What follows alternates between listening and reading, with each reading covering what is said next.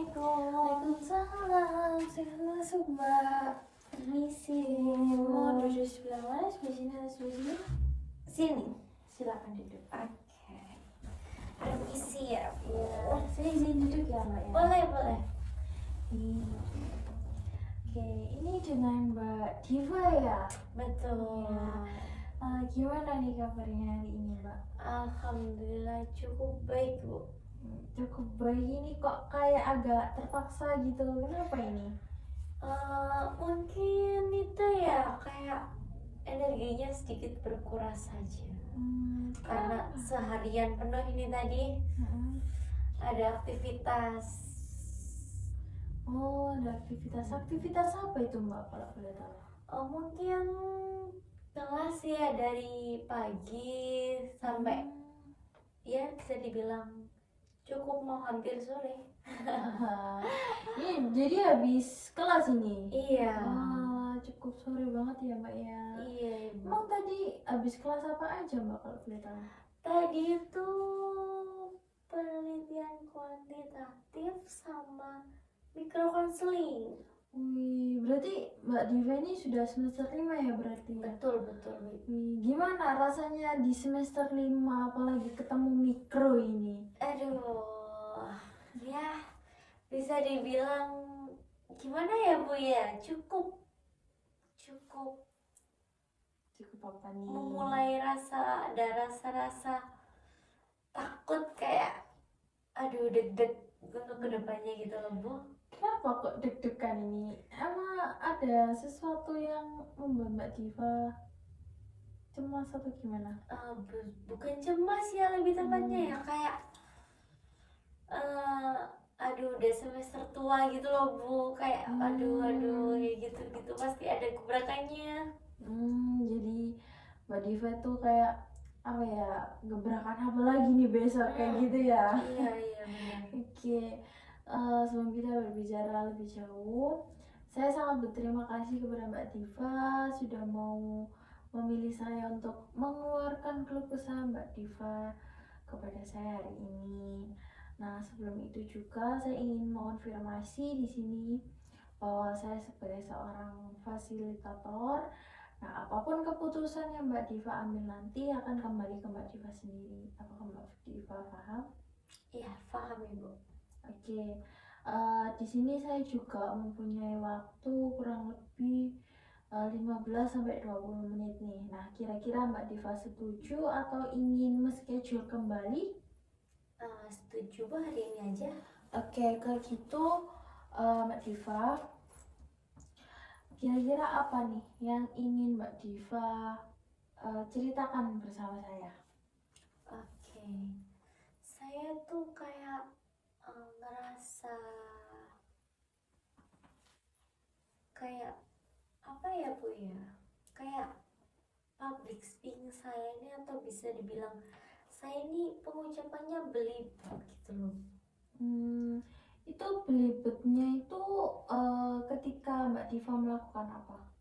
Nah, belibetnya tuh pada saat bisa dibilang waktu di praktek konseling aja. Kenapa emang di praktek konseling itu, Mbak?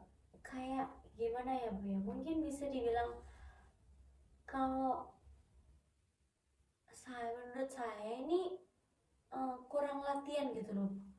Kayak jadi kesannya tuh pasti ngomongnya tuh belibet atau bisa dibilang berantakan ya. Bisa dibilang berantakan, kayak nggak bisa bagaimana cara menyusunnya atau mengaturnya. Kayak gitu. Nah, sebelum itu apakah Mbak Diva pernah belajar dulu atau bagaimana? Sebelumnya tuh saya tuh mungkin bisa dibilang belajar ya, Bu. Belajarnya tuh di dalam kos, tapi kayak lihat kaca, Bu. Jadi kayak melihat diri saya sendiri gitu. Kalau emang ada yang belibet, ulang lagi, pakai cari kata lagi kayak gitu, Bu. Nah, tapi kalau waktu saya praktek itu gimana ya, kayak rasanya tuh deg-degan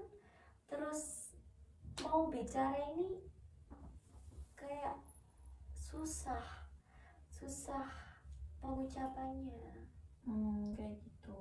Nah, kira-kira nih, apa sih yang Mbak Diva inginkan? Yang saya inginkan sih mungkin bisa melakukan proses konseling ini bisa berjalan dengan lancar ya Bu ya, apalagi tidak dengan belibet atau bisa menggunakan public speaking yang bagus saja.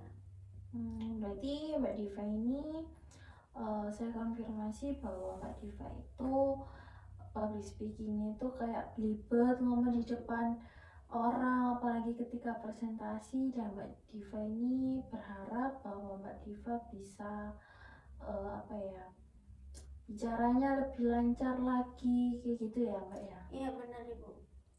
Oke, kira-kira seperti apa sih kamu mempersepsikan diri Mbak Diva?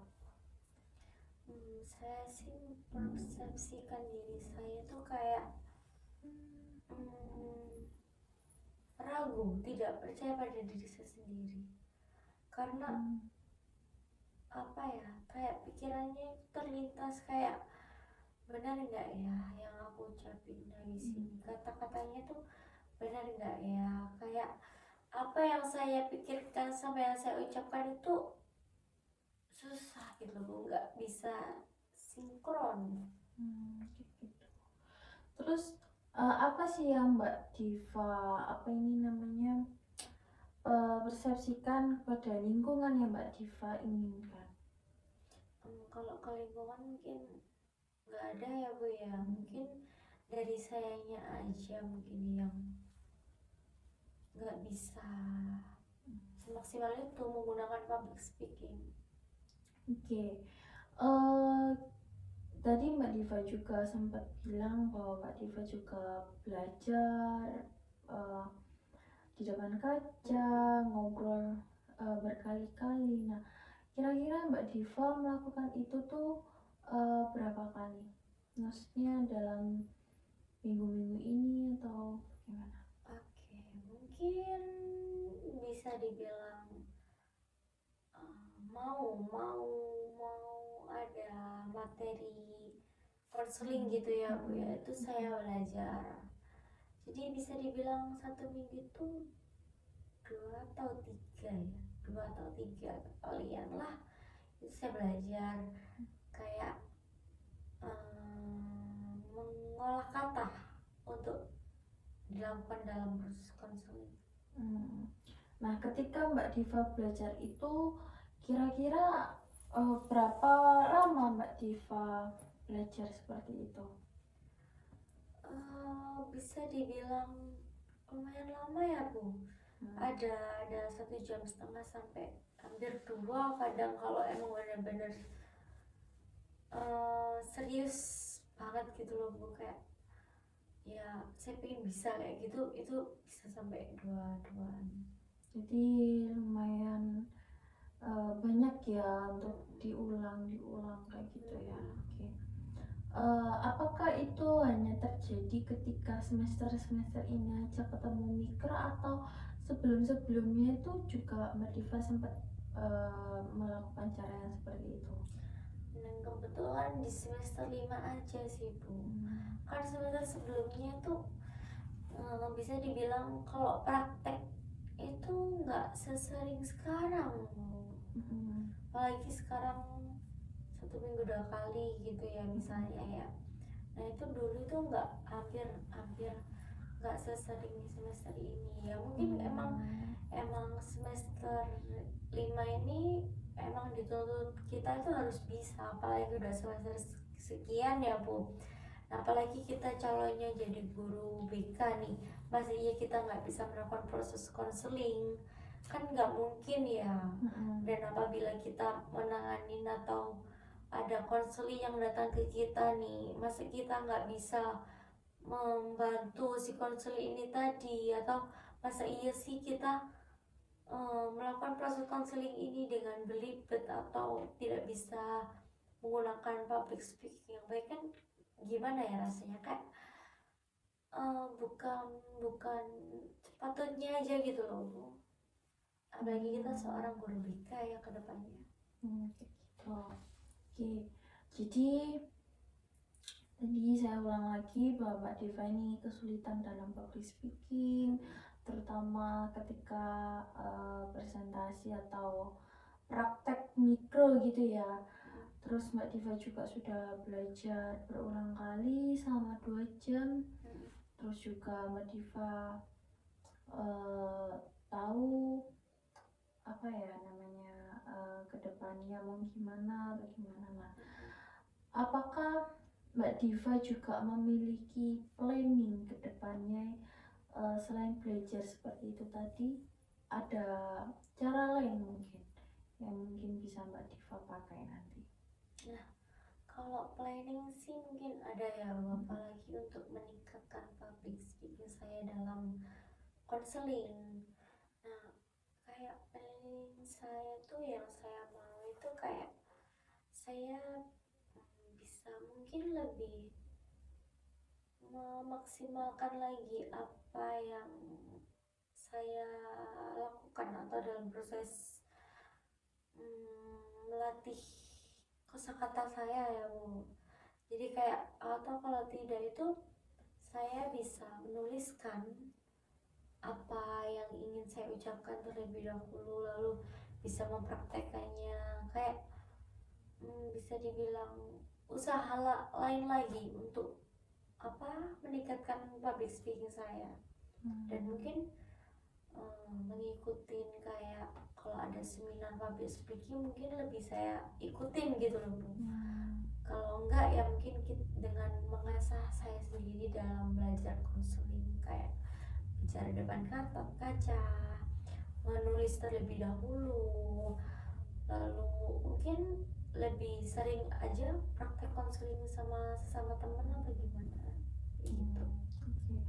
Jadi planningnya Mbak Diva itu selain belajar lebih jauh, terus juga ditulis, Mbak Diva juga pengen ikut seminar-seminar tentang dunia public speaking gitu ya Mbak ya. Nah, kira-kira ketika Mbak Diva sudah melakukan ketiganya ini, apakah ketiganya ini akan berhasil membantu Mbak Diva? Sepertinya bisa. Karena nggak ada ya usaha yang tidak mengkhianati hasil kalau orang lain katakan itu ya.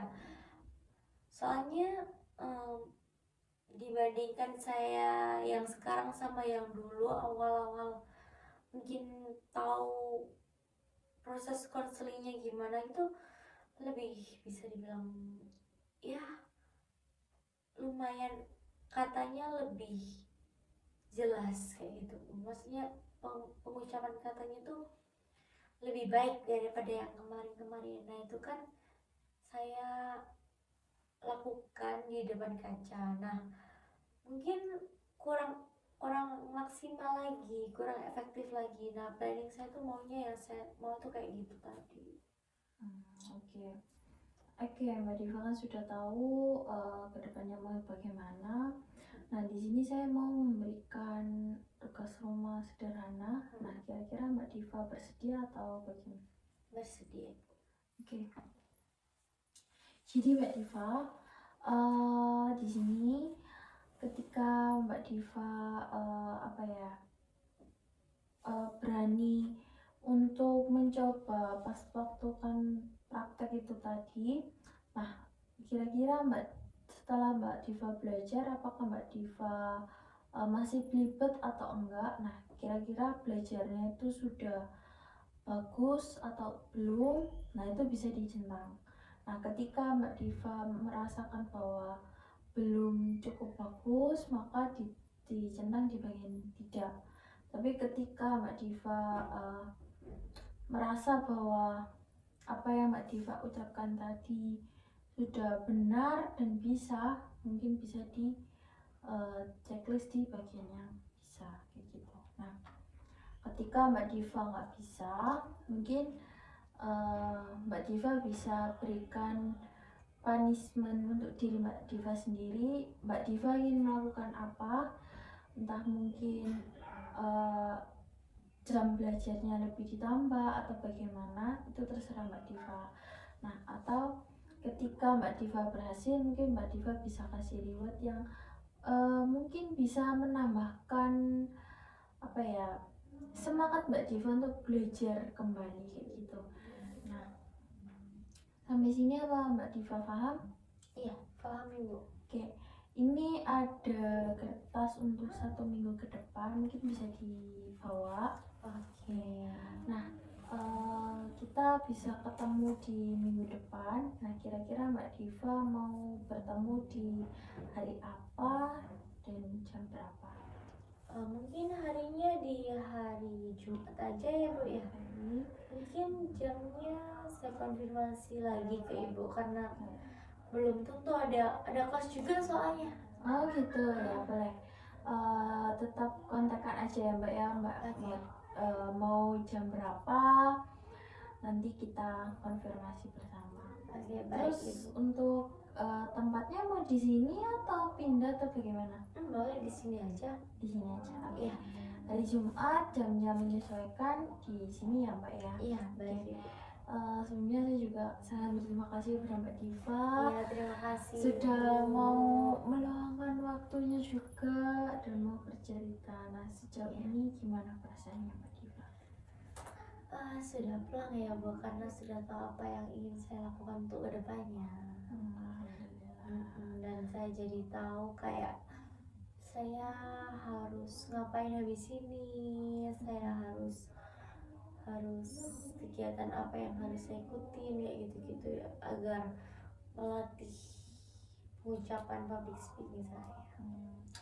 Alhamdulillah kalau Mbak Diva sudah tahu planningnya gimana dan juga sudah tahu harus melakukan apa, saya cukup senang sekali. Semoga ada perubahan dan bisa membuat Mbak Diva jadi lebih berani lagi dan memiliki banyak kosakata sehingga Mbak Diva lebih pede nanti di depan kayak gitu. Oke. Iya Ibu, baik, terima kasih Ibu. Iya, sama-sama. Saya mau izin pamit dulu terlebih Iya, dahulu. Makasih mari Ibu ya. selamat. Iya. Ayo. Makasih. Iya, boleh.